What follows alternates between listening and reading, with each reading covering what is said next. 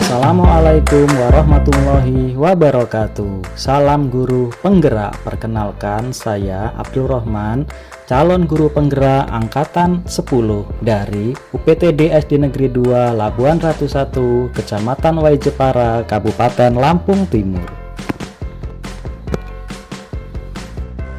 Pada video kali ini akan memaparkan tentang kesimpulan dan refleksi pemikiran Ki Hajar Dewantara yang terdapat pada modul 1.1 koneksi antar materi.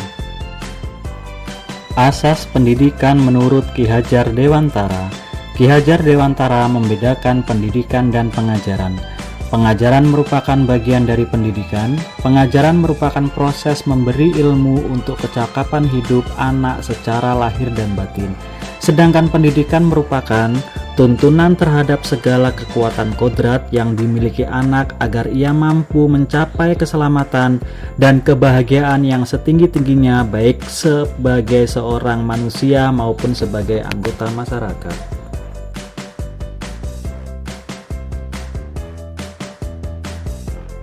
Dasar pemikiran Ki Hajar Dewantara tentang pendidikan yang pertama yaitu sistem Among, maksudnya menuntun. Yang kedua, sesuai dengan kodrat alam dan kodrat zaman. Yang ketiga, berpihak pada murid. Yang keempat, budi pekerti. Yang kelima yaitu trikon, maksudnya kontinu, konvergen dan konsentris. Yang keenam, merdeka lahir dan batin. Yang ketujuh, bukan tabula rasa. Yang kedelapan, pendidik seperti petani atau tukang kebun kehidupan.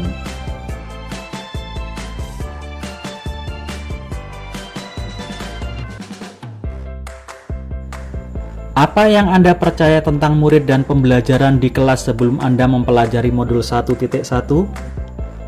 Hal yang saya percaya sebelum mempelajari modul 1.1 yang pertama, pembelajaran masih berpusat pada guru, artinya teacher center. Yang kedua, siswa diperlakukan dengan sama. Yang ketiga, mengeluh jika ada siswa yang tidak tuntas. Yang keempat, ketuntasan belajar dilihat dari aspek kognitif dan KKM.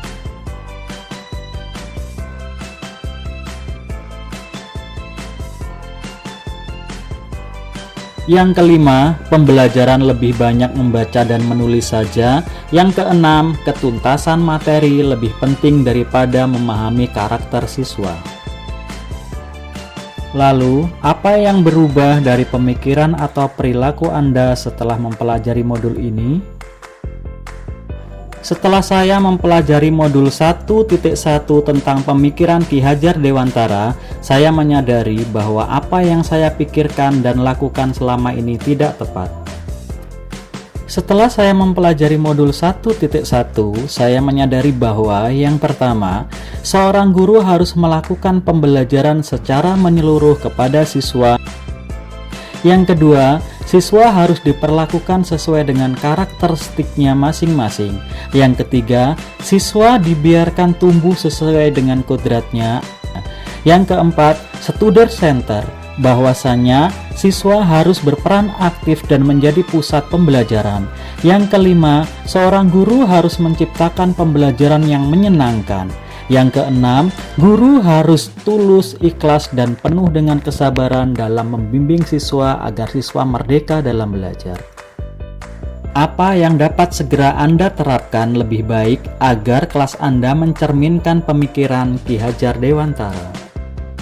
Yang dapat segera saya terapkan dalam pembelajaran di kelas yang mencerminkan pemikiran Ki Hajar Dewantara yaitu: yang pertama, saya harus mengenali karakteristik dan kebutuhan siswa dengan menjalin komunikasi yang baik.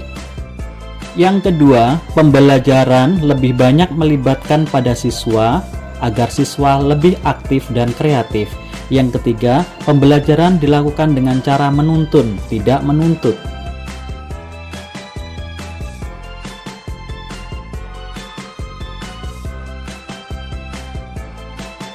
Kemudian yang keempat, seorang guru harus mampu merancang pembelajaran yang variatif dan menyenangkan. Dan yang kelima, pembelajaran tidak hanya berfokus pada aspek kognitif saja, melainkan harus melibatkan aspek afektif dan psikomotorik anak.